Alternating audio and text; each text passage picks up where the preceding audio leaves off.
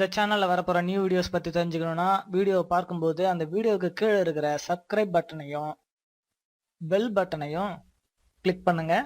நீங்க மீண்டும் யூடியூபிற்கு வரும்போது நோட்டிஃபிகேஷன் ஐக்கானை கிளிக் பண்ணி நியூ வீடியோஸ் பற்றின தகவல் தெரிஞ்சுக்கலாம்.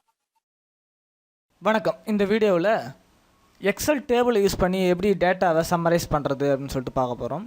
இங்கே பார்த்தீங்கன்னா எனக்கு இயர், குவார்ட்டர், மந்த், சேல்ஸ் அப்படின்ற காலம் இருக்குது. இதில் காலத்தில் இயரோட ரோஸ் இருக்குது. 2015 இயரோட 2016 இயரோட ரோஸ்லாம் இருக்குது.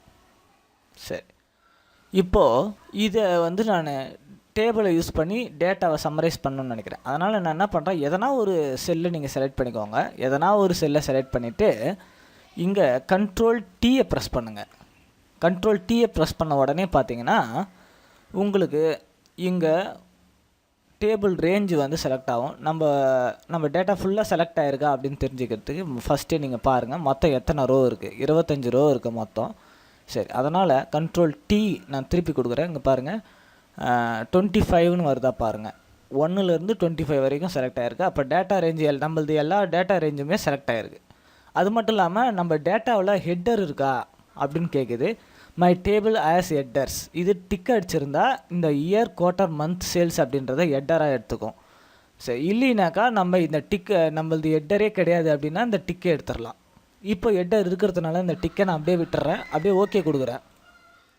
பாருங்கள், உடனே நம்மளுக்கு இந்த டேபிள் க்ரியேட் ஆகிடுச்சு. அது மட்டும் இல்லாமல் நம்மளுக்கு டேட்டா சம்மரைஸ் ஆகிருக்கு. அதாவது இப்போது இந்த குவார்ட்டர் அப்படின்றத ட்ராப் டவுன் மெனுவை கிளிக் பண்ணுங்கள்.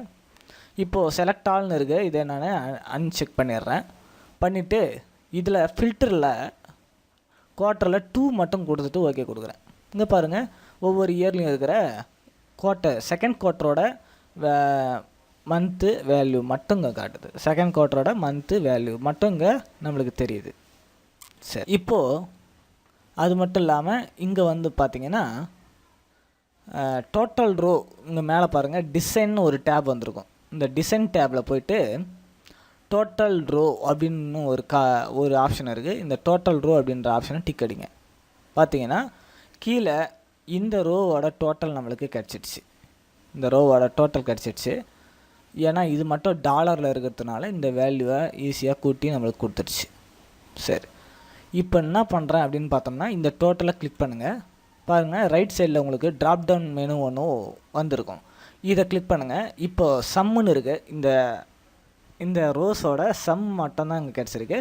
இப்போ இது மினிமம் வேல்யூ என்ன, மேக்ஸிமம் வேல்யூ என்ன அப்படின்னு கொடுத்து இங்கே இருந்தே தெரிஞ்சுக்கலாம். அது மட்டும் இல்லாமல் இதனோட ஆவரேஜ் என்னன்னு தெரிஞ்சுக்கலாம். அது மட்டும் இல்லாமல் இதனோட இந்த டேட்டா ஸ்டைலோட நம்ம கலர்ஸையும் இங்கேருந்து சேஞ்ச் பண்ணிக்க முடியும்.